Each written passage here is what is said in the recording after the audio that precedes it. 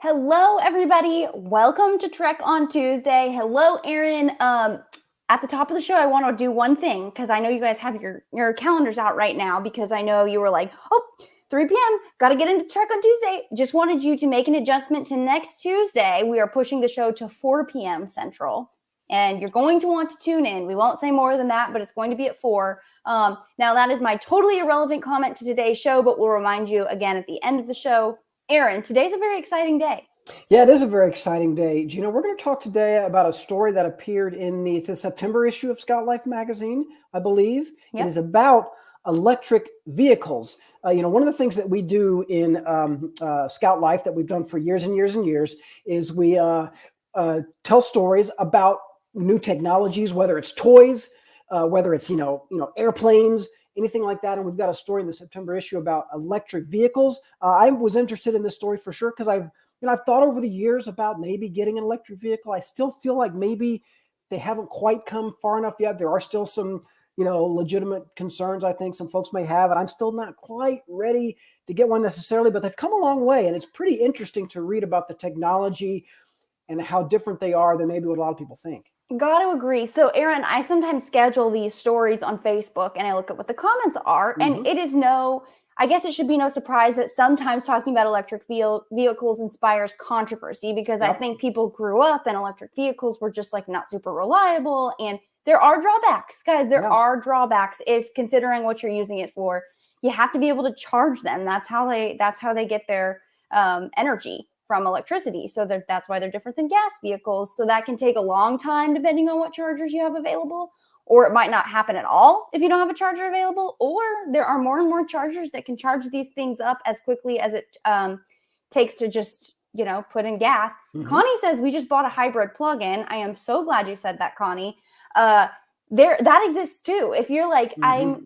I'm interested in the gas mileage, offered by an electric vehicle, but I'm not sure I want to just totally eliminate the idea. Wouldn't mind having that, maybe that gas as a backup right in there. Yes, so you got either option with these hybrid plugins, and I bet Connie gets just the most mind-blowing gas mileage ever. They're pretty reliable vehicles. You probably see some Priuses that are plug-in electrics now. And then I have one more thought on this, Aaron. Mm-hmm. You know how like each generation's like, music's not good today. It's just not good today. I don't care for it. It just sounds like noise. And the kids are like, yeah, but I don't think you've like really listened. I don't think you realize all the cool stuff that's actually out there if you give it a chance. That's why I really like this article, because we are taking a look at some electric vehicles that you maybe don't have front of mind. There are some really cool electric vehicles. Some look like they're totally tricked out to look like sci-fi vehicles. Mm-hmm. Some are like just a total throwback of any old truck that you would have driven in the past. So I think this is a cool story. I've got to give it to Michael Freeman, who wrote this. And I would like to maybe real quick, just tease real quick, Gina. We're going to go through, this story covers 7 awesome electric vehicles. And at the end, we're going to talk about the history of electric vehicles. And Gina, you and I were just talking about this. They go back a lot longer than I thought they did. The first I would love for anybody to guess, without Googling it, when was the first electric vehicle produced? I couldn't believe this. Me either. That's what you call a tease. You got to stick around. You got to ask David. We're going to discuss that. Yes, David. If he knows. David, it sounds like he knows. Yes. No, he is a Scoutmaster of Troop 77, and he loves his Hyundai Ionic 5. It's fully electric. Very cool, David. Thank you for answering questions, because neither Aaron or I have an electric vehicle. We don't know. Jeremy says 1920s is his guess. Okay, Jeremy, you're close. I'm impressed that Jeremy even went that far back. Right. But you didn't quite go far enough, Jeremy. We'll get if you to can that. Believe it. Yes, exactly. I know. It's crazy, isn't it? Okay, this makes sense to me because they're inventing cars at some point and they're thinking, well, how do we power them? Right. They probably didn't go right to someone probably thinking said, gas. hey, maybe electricity, yeah. Yes. Hello, Xavier from Pack 817. We are so glad to see you. We missed you, buddy. And I think Rob has just made our first Back to the Future reference, if I'm not mistaken. Thank you, Rob. Appreciate that very much. This story about 7 awesome electric vehicles, like we said, is in the September issue of Scout Life magazine. It's also in the app if you prefer to read your magazine that way. It is also on scoutlife.org. I think behind the scenes, Brian just showed that link just a second ago. The push to produce more electric vehicles has revved up in recent years. See what it's like to drive a plug-in hybrid electric car with our... Oh, we're not going to talk about that. I'm sorry, Gina. I forgot about that. We got a few of these awesome electric vehicles to talk about here. Gina, I think you should go first. Yeah. What kind of car did our Scoutmaster say he had? He has... David says he has a Hyundai Ionic 5. Gina, yeah. We're going to get to that. Vehicle? Xavier wants to know what was the question at the top of the show. The question is, when did we start experimenting with electronic vehicle technology? We also call these EVs. Now, this goes out to David. We are talking Hyundai Ionic 5. Many cars, gas-powered and electric, offer driver automation safety features like steering control and lane-changing assistance. When changing lanes with the Ionic 5, a video pops up on your digital cluster screen to show you what your side camera sees behind your car. A Hyundai is a part of a larger motor corporation that includes Genesis and Kia. A lot of the same tech and features are shared among brands. The Ionic has the same fast charging system and charging adapter as the Kia EV6. Aaron, have you ever been in a car where you can see, where it has like these fancy video cameras, where you can kind of like see a bird's eye view, or you can see the side lanes? Have you ever seen that? I've seen those on TV, Gina. I've seen those advertising online, but no, I've never been in one that can do that. That sounds like space age technology to me. I would love to hear from David about how it works. It sounds kind of amazing. Bill says he has an ID4 and took scouts to the beach. They got free juice to get back to the house. They loved the ride. I'm guessing that means juice. That's what the EV drivers must call charging a car. Right. Now, you're looking at a video. This video that you're checking out is of the Ionic 5. It's pretty cool. I've seen this on the road a few times. People really are driving this car. Seems like they're liking it. Connie's got a Kia Sorento 2022, a hybrid plug-in. Gilson asks, are hybrids good? Good question. Depends on what you're looking for, but I think hybrids are generally accepted. I don't think most people have many arguments that they're really good for conserving gas and making it go a long way. Absolutely, but we have folks watching who own hybrids, so feel free to chime in, please, to answer Gilson's question. So our next electric vehicle, if I may, Gina, not one that you would necessarily expect, a Ford F-150 Lightning. I think most folks think of Ford pickup trucks, especially F-150s, as being these big, powerful gas machines. If you want power, though, the electric Ford F-150 Lightning has you covered. The electric version of the country's best-selling truck delivers 580 horsepower and the most torque of any F-150 ever. Simply speaking, horsepower and torque measure how quickly your vehicle can accelerate and how much power it needs to maintain top speeds. That power helps the F-150 Lightning go from 0 to 60 in a little over 4 seconds. That's fast. That's pretty darn fast. So I think right there, the problem that maybe a lot of folks have with electric cars is the power, the horsepower, if you will, and the torque. It seems like the F-150 Lightning has you covered, at least as far as that goes. Many electric vehicles have a frunk. I do like that name, Gina. Instead of a trunk, they have a frunk, which is a trunk on the front half of the vehicle. In the F-150 Lightning, the frunk fits up to 400 liters of volume and up to 400 pounds of gear. So that's kind of an interesting advantage right there. You don't have to worry about having a huge gas engine in your frunk, if you will. You can use that for storage. The frunk also includes electrical outlets, USB chargers, and a drainable floor, so you can fill it with ice to hold food and drinks. It's basically like a cooler. That's pretty cool. So cool. If you lose power at home, the F-150 Lightning can act like a generator. Coupled with a home charging station and home management system, the truck can provide 9.6 kilowatts of power, helping to keep your lights on for 3 to 10 days. So not only is it an electric vehicle, it's basically an emergency generator if you lose power for anywhere from 3 to 10 days. That's could have come in handy for us in Texas last year. Yes. I love that frunk. It's just kind of one cool perk of maybe not having to have such a large gas-powered engine. Guys, we are acknowledging that there are limitations to electric vehicles. I think about my friend. She tried to tow. She didn't try. They towed their boat between Texas and Oklahoma, and it is an electric vehicle that they use to tow it. So I think, wow, it's powerful. But the drawback is they stop halfway. They have to charge it for about 3.5 hours. So they take a big break because that's just the the chargers that are available. But let's look at it in a more practical sense, maybe day to day. David says his Ionic in Florida gets 350 miles per charge. That's city driving, about 250 highway miles. He drives 70 miles per day, so he charges his at work and home as needed. He never has to stop and charge it unless he goes on a long road trip. So for a day-to-day car, I'm thinking that's probably saving you money. Right. Yeah. Totally agree. Okay, also I got one more shout out that I think the F-150 Lightning is really cool because we think, like we said at the top of the show, about these like very futuristic cars. You think of Teslas, but this F-150 just looks like an F-150 to me. It looks like a truck. I would not necessarily know it's electric, to be honest. Exactly.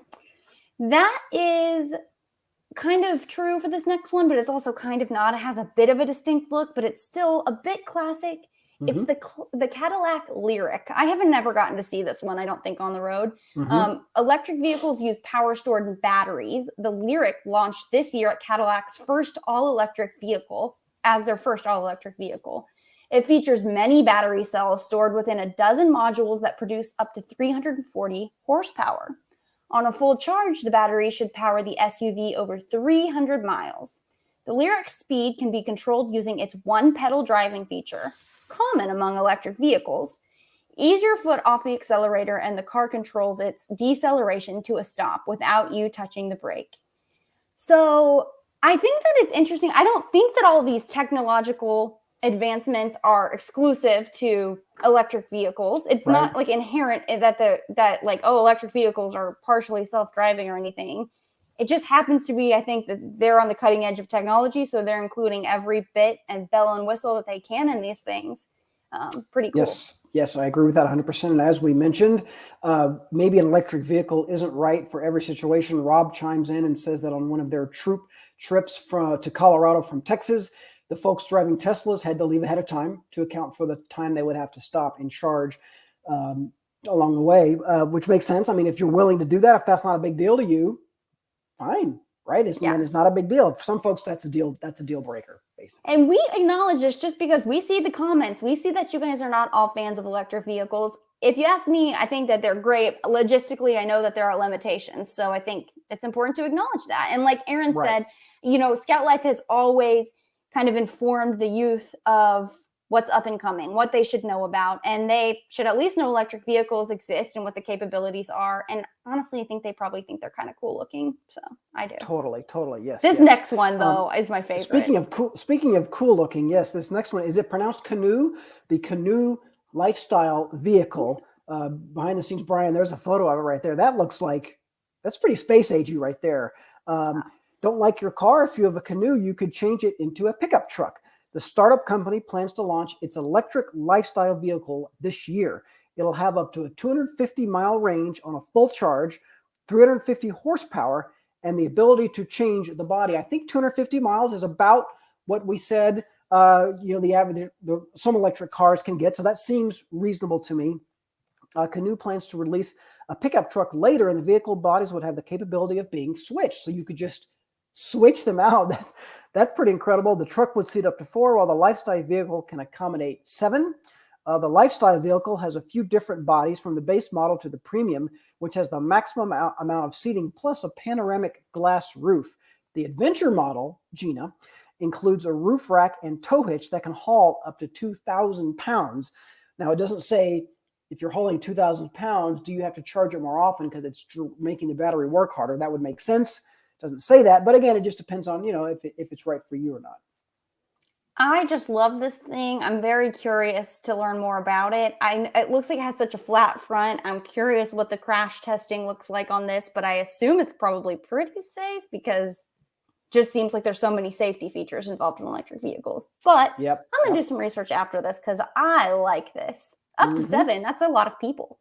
Yeah, if you get and I like how they call it the different. They have the adventure model, the lifestyle vehicle. Gina houses up to 7. The pickup truck doesn't house that many, so it just depends on which one you want. Pretty cool. Okay, next up on our list is the Kia EV6. This is another one that you might see out and about. I feel like I see a fair amount of these. The Kia EV6 is the first of 11 electric vehicles that Kia intends to debut over the next 4 years. The EV6 is capable of using 350 kilowatt chargers that can charge the car's battery from 10% to 80% in fewer than 18 minutes. That charging ability helped the EV6 set a Guinness World Record during a 2,880-mile trip from New York City to Los Angeles, requiring just over 7 hours of charging time. With an adapter, the car itself can charge phones, laptops, home appliances, and even other electric cars. You can also move the car using your key fob, the handheld device that remotely unlocks or locks your car. Whoa! Move the car forward or back to make it easier to get in when someone next to you parks too close. I could use this. Aaron, I've been recently, driving around with a car seat. And I have a big fear that one day I'm going to park and someone's going to park too close to me. And I'm not going to have any way to get the baby in the car seat into the car. I'm going to just use the key and back this thing up. Right. Yes, that's a whole other thing you have to think about when you've got a baby in a car seat to deal with. That would be very convenient. So I want to go back real quick. The EV6 set a Guinness World Record during a 2,880-mile trip from New York City to Los Angeles, requiring just over 7 hours of charging time. So I know it doesn't really say for sure, but do you think that means like you just charge it overnight for 7 hours, at the halfway point, maybe? Or maybe does that mean 7 hours? Time. Or like combined over time. So I'm wondering, assuming you're not going to drive from New York to Los Angeles nonstop, it wouldn't be that inconvenient to stop along the way and charge it half an hour here, an hour there, something like that, right? Yeah, you might be thinking, when am I ever going to get 7 hours, if that is a 7-hour charge? But let's think of a world where maybe it's like there's just chargers in a lot of areas, and so you're going to sleep overnight and that thing's going to charge, and no more issues. I do think that if I was doing something like that, I would do a lot of research in advance.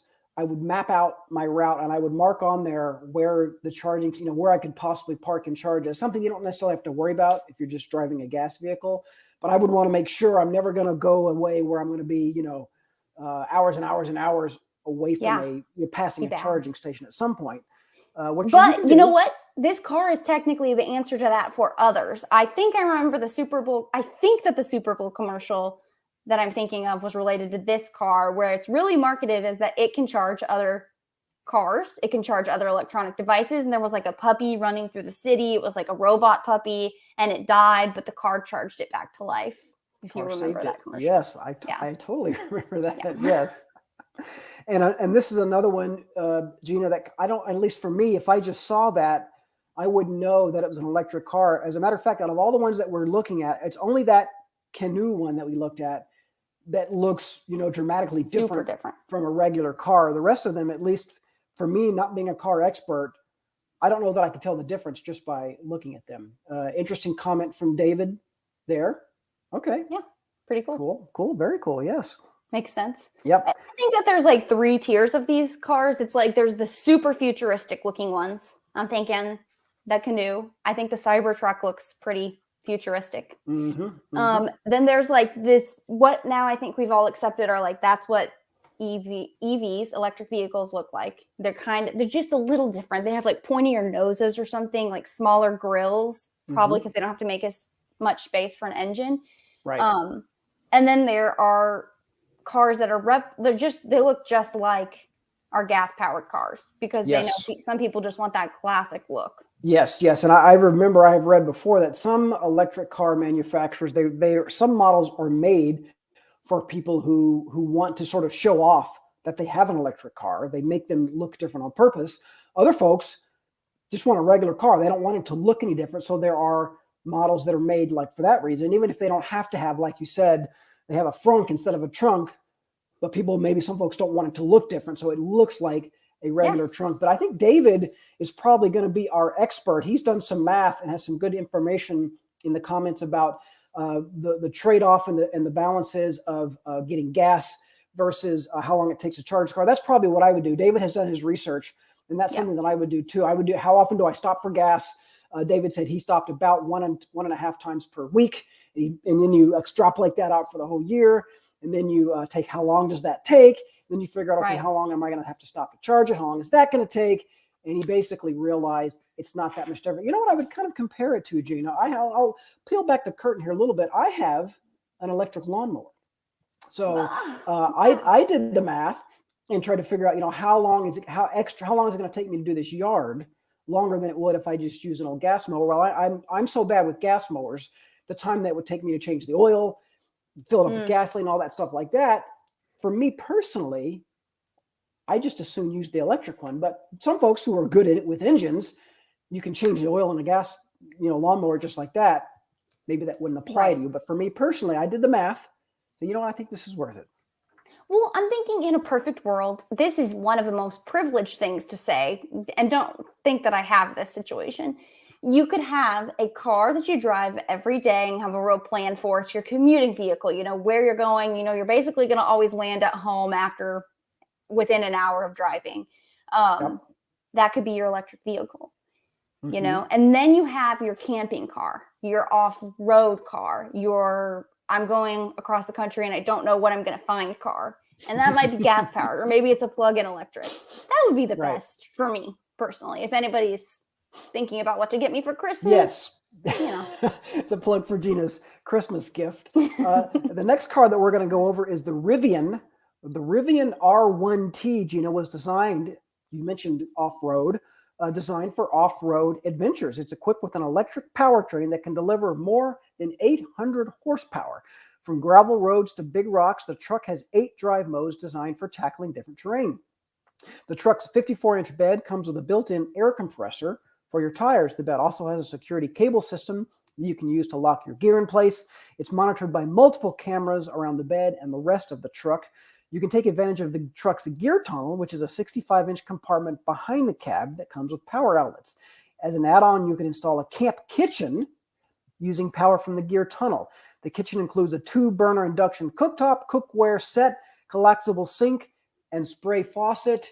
That's pretty cool. I would say, if one of your concerns about buying an electric vehicle was, well, I need to be able to drive it off-road. I need to be able to go into the wilderness. Seems like this one would be a good choice. Again, you probably don't want to, maybe you don't want to go too far from home, but it seems like a good choice. Yeah, I bet there's some Rivian super fans who could tell us how they use this and how they use it if they use it in the backcountry, because it's definitely marketed that way. I told my husband, who's a fan of cars, that we were going to be talking about electric vehicles today. And he said, "Oh, for Scouts, you got to show the Rivian truck." And then he pulled up a picture, which is the same one we have in our story. And I was like, it's already in here. Michael Freeman wasn't on it. He has this truck. And just look at all the videos, all the promotional photos for this. It's definitely marketed like a camping backcountry-ish vehicle. Totally. Absolutely. Yes. I think that, look at that Rivian tent too. Yes, exactly. And it's like you said, it seems to have sort of those extras. I'm sure gas powered vehicles have some of those extras too, but how cool that you can get basically an add-on camp kitchen that's right there installed in the car. And that looks like it's like a Yakima Rivian combo tent. We know Yakima. And I think Rivian is kind of the cool up and coming car. We'll see. You heard it here. Probably not first. If it turns out to be cool and upcoming, then we had it first. If it doesn't, then just forget we ever said that. Exactly. Okay. This is our next on the list and last on the list, but it's not the last bit of info we have for you. We do have the stunning conclusion to Aaron's opening question, so get your last guesses in. Yeah, by the way, last guess is on when the first electric car was made. Sorry, exactly. Yes. Yeah, go ahead and get that in. You got about 2 minutes. That's right. But before we go there, we're talking about the Subaru Solterra, a pretty cool looking car. Subaru is known for off-roading adventuring, and the Solterra is no different. The car maker's first all-electric SUV comes standard with symmetrical all-wheel drive, more than 8 inches of ground clearance, and 215 horsepower. The SUV includes driving controls for tackling hills, mud, and snow. The Solterra's safe exit feature can alert passengers before exiting if another vehicle is approaching. The separate 360 view camera provides an overhead view for better parking awareness. The cargo area behind the rear seats provides up to 29 cubic feet of space. Add a roof rack, and you can bring even more outdoor gear.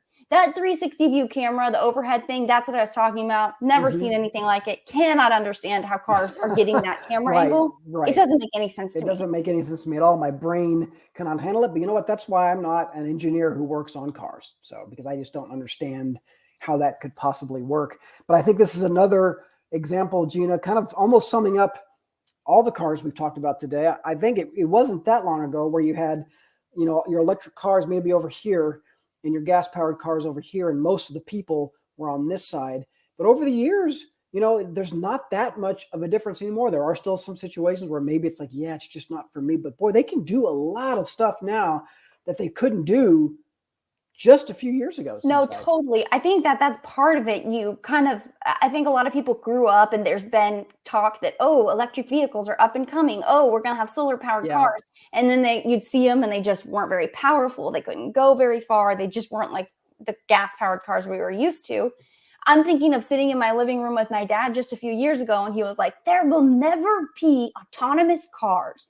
No car will ever drive itself. He swore. And it just, technology can surprise you. Yeah. I think that these were all really good picks for, how far electric vehicles have come. Exactly. So we have a couple guesses as to when the first electric vehicles were made. Xavier says 1890s for the first electric car.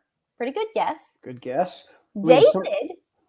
We had some folks guess earlier 1920s or 1930s, which is close. But David, Jeremy said 1920s. Thank you, Brian. David, he's on who has been our resident expert today, Connie. Very good guess. Yep, very good. But David actually nails it. He wins the prize today, which is a virtual high five from Gina and me. Cars were actually electric before they were gas. 100% correct. He's not sure of the date. 1800s. Correct. I'd say we have a winner, Gina. Ding, ding, ding. The first electric cars were invented in the 1820s and 1830s in Hungary and Scotland. A chemist in Iowa made the first electric car in America in 1890. It could seat 6 people and reach a top speed of 14 miles per hour. That thing was flying. But see, look at that. It just looks like a regular carriage. Yeah. You can't tell that it's electric. Yeah, it looks just like all the cars at the time. It blends in with all the other carriages at the time. Yeah, exactly. Now, Gina, in the early 1900s, car manufacturers like Baker Electric, Studebaker Electric, and Detroit Electric produced thousands of electric cars, which at the time accounted for 1/3 of all vehicles. But innovations in the gasoline-powered car industry made those vehicles more affordable. The gas cars were more affordable. A gas-powered car cost about $650, if you can believe it, back then. Well, as an electric car, if my math is correct, at least twice as expensive, almost 3 times more, $1,750. That's $1,750 for an electrical car. So everybody bought gas. Yeah. As understood, it was so much cheaper. So the electric car industry all but disappeared by the 1930s. And it wasn't until the 70s that interest was renewed. Some of us are old enough on the show to remember the gas crisis from those days. That someone is me. But electrical vehicles at the time had limited range and performance, as Gina's dad, I'm sure, would be happy to explain. 2 decades later, environmental concerns encouraged improvement of electric and hybrid vehicles. And today, nearly 250,000 plug-in electric vehicle cars and 3.3 million hybrids are on the road right now. That's a lot of electrical vehicles and hybrids on the road right now, Gina. I am thinking of a Simpsons episode, actually. This is family friendly, but they go to kind of like a Epcot-esque place, and there is a House of Tomorrow that was built in the 70s or the 60s, and they have they thought the future was going to look like back then. Yep. And it has a little electric car, and the car sings in a very sad voice, like, I'm an electric car. I can't go very fast or very far. Well, that's funny. Sounds like they could go normal It car sounds speed. like nowadays they can. They absolutely can. Yes, yes. I don't remember that episode, but I like it. I'll have to look that one up. Yeah, it's a good one. Shout out to Pack 2540 in Killeen, Texas, and the Longhorn Council. Thanks for tuning in today. Thanks to everybody for tuning in today. Thanks for being really respectful about this conversation and sharing your experience with electric vehicles. We love you guys. We appreciate you. And we hope that you'll check out the story for yourself. You can share it around. The link's at the bottom of the screen. And next Tuesday, we will be live at 4 p.m. Central instead of 3 p.m. Central. So just an hour later. Just set those alarm clocks for an hour later than what you would normally do. I'm sure you've got your 3 p.m. every Tuesday Trek on Tuesday alarm set. Just switch that to 4 p.m. Central for next Tuesday, September 20th. Yeah, you got to tune in. There will be prizes. Aaron, I hope you'll be there as well. I will be there as well, Gina. I'm looking forward to it. Excellent job today. And as Gina said, excellent comments, everybody. We appreciate that. And we will see you all next week. Bye, everybody. Bye.